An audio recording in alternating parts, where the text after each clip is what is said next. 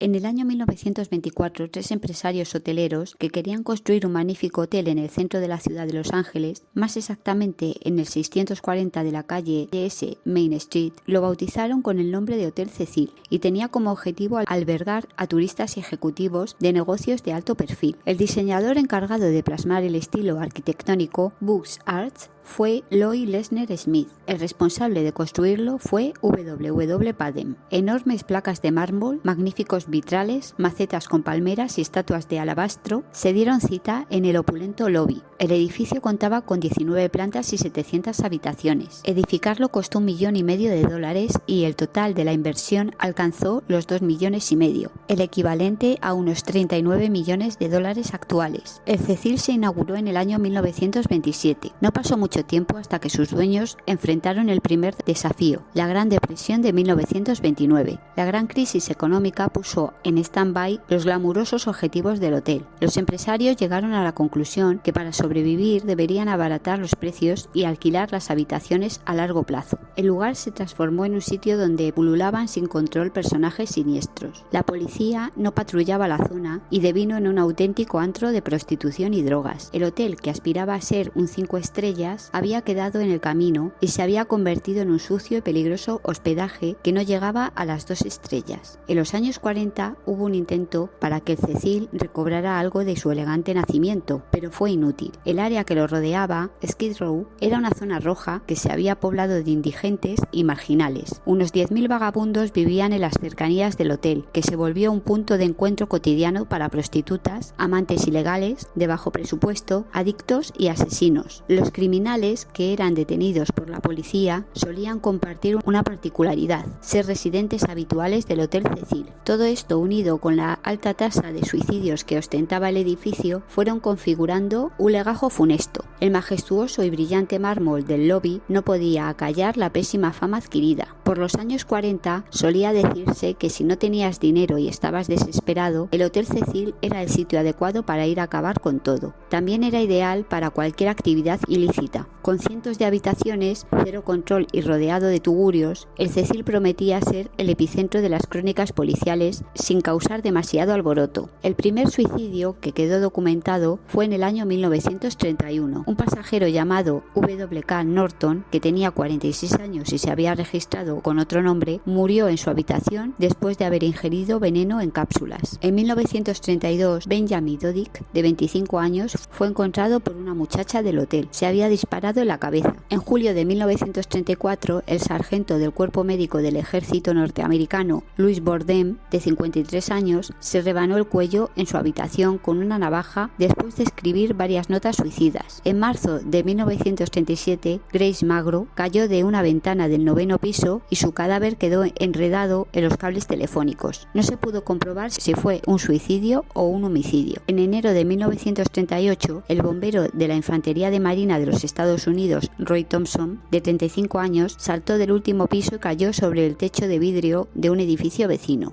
En mayo de 1939, el oficial de la Armada Erwin Nable, de 39 años, fue hallado muerto después de haber ingerido veneno. En enero de 1940, la maestra Dorothy Salker, de 45 años, también tomó veneno para terminar con su vida. En septiembre de 1944, Dorothy Jan Purcell, de 19 años, que compartía su cuarto con su novio, comenzó a sentirse mal. Como no quería despertar a su pareja, se metió en el baño. Allí, sorpresivamente, según declaró, dio a luz un bebé. Como pensó que estaba muerto, lo arrojó por la ventana. El pequeño cuerpo cayó en el edificio contiguo. Se defendió diciendo que no sabía que estaba embarazada. Fue acusada de asesinato, pero exculpada por demencia. En 1947, Robert Smith, de 35 años, se tiró de una de las ventanas del 7º piso. Ya para entonces habían sido tantos los suicidios que al edificio se lo llamaba informalmente el suicida. El primer asesinato al que se lo asocia data del año 1947. Elizabeth Short fue vista por última vez con vida tomando una copa en el bar del Cecil.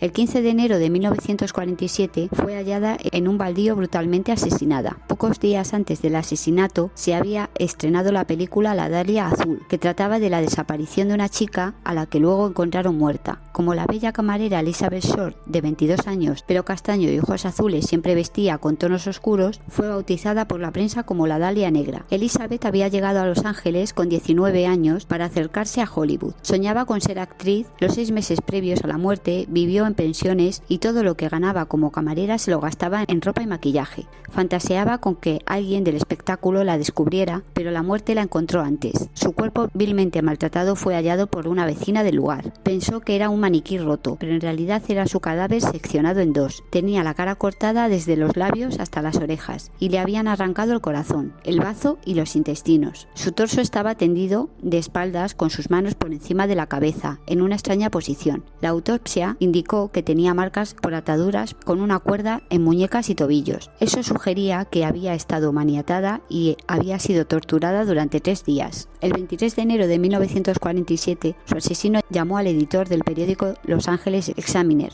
Dijo estar preocupado porque no estaban cubriendo la noticia del crimen. Anticipó que les iba a enviar elementos pertenecientes a la víctima. Al día siguiente llegó al diario un paquete que contenía su certificado de nacimiento, fotografías y una agenda que tenía escrito en su tapa el nombre de Mark Hansen. Hansen y otros muchos hombres fueron considerados sospechosos. Por distintos motivos y coartadas nada pudo comprobarse. El último que la vio con vida fue el recepcionista del Hotel Cecil a las 10 de la noche del día 9 de enero, cuando ella dejó el bar, cruzó el lobby y salió a la calle. El sospechoso más llamativo de este caso fue un médico millonario, George Hodel. Su propio hijo, el investigador privado Steve Hodel, descubrió en un álbum de su padre en 1999 una foto de Elizabeth Short. Empezó a investigar y terminó convencido de que su padre era quien había asesinado a la Dalia Negra. En octubre de 1954, Helen Gurn, de 55 años, empleada de una firma papelera, se arrojó del 7º piso. Estaba registrada con otro nombre. El 11 de febrero de 1962, Julia Frances Moore, de 50, saltó desde el 8º y su cuerpo golpeó contra la baranda del 2º. El mismo año, en el mes de octubre, Pauline Otten, de 27 años, después de discutir con su marido, se lanzó de la ventana del 9º. En su caída mató a un peatón llamado George Giannini, de 65 años. La agenda de suicidios y crímenes continuó. Uno de los más conocidos sucedió entre 1984 y 1985. En esa época vivió en el Hotel Cecil uno de los asesinos en serie más sanguinarios de California, Richard Ramírez. Cuentan las crónicas negras que un día Ramírez llegó al hotel bañado en sangre, pero nadie reparó en él. En ese mal ambiente nada llamaba la atención. Un barrio abandonado por la policía y asolado por el crimen. Era ideal para camuflar las peores intenciones. Ramírez merodeaba y acechaba a sus víctimas en la zona de Squint Road, cerca del hotel. Por eso había elegido hospedarse allí. Se cree que fue durante su prolongada estadía en el Cecil que cometió gran parte de sus asesinatos y que el alojamiento funcionó como base de operaciones. Se instaló en el piso 14, donde vivían los residentes de periodos largos, pagaba $14 la noche y mató a 14 personas. Fue detenido en 1985, gracias a que una de sus víctimas sobrevivió y pudo describirlo, y condenado en 1989, murió en el año 2013, el mismo año en que Lisa Lam fue hallada muerta dentro del depósito de agua. Para los arquitectos de leyendas urbanas, Elisa podría haber sido poseída por la mente diabólica de Ramírez, quien la había conducido hasta la zambullida final. En el año 1988, el comerciante Robert Sullivan, de 28 años, fue arrestado en el hotel. Era otro asesino. En su casa había sido hallado el cuerpo de su pareja, la enfermera Terry Francis Craig. La historia de Ramírez atrajo la atención de otro depredador serial, el periodista austriaco Jack Unterberger. Había sido condenado por haber estrangulado en 1974 a una prostituta de 18 años, pero en la cárcel se había mostrado arrepentido y había descubierto su talento literario. Tras los barrotes se dedicó a escribir poesías, cuentos, obras de teatro y una autobiografía. Se volvió muy popular y los intelectuales de su país, entre ellos la escritora feminista ganadora del Nobel, Elfriede Jelinek, pidieron su liberación. Decían era un verdadero ejemplo de rehabilitación para mostrarle al mundo. En 1990, después de 15 años en prisión, fue puesto en libertad. Era una celebridad que solían invitar a los programas de televisión. Unterberger se empezó a dedicar al periodismo. En 1991, una revista austriaca lo contrató para escribir un artículo sobre un crimen que había sucedido en Los Ángeles. Quería también que comparara el tema de la prostitución en Europa y en los Estados Unidos. Viajó a Los Ángeles y eligió el Hotel Cecil para alojarse, con la excusa de documentar mejor su historia. En realidad, era un guiño de admiración a su maestro Ramírez. Comenzó a patrullar los barrios rojos junto a la policía. Durante esos días, a espaldas de la ley, violó y estranguló con sus propios corpiños a 3 prostitutas. Cuando volvió a Europa, las autoridades comenzaron a sospechar de él por estos 3 crímenes que habían sucedido en el extranjero. El FBI comenzó a seguirlo. Había vuelto a asesinar en los 2 continentes. Fue arrestado en Miami en febrero de 1992 y acusado de un total de 12 asesinatos. Fue condenado a cadena perpetua y se suicidó colgándose en su celda el mismo día en que escuchó su sentencia. El 1 de septiembre de 1992, en el callejón trasero de Cecil, fue hallado muerto un hombre que había caído del piso 15.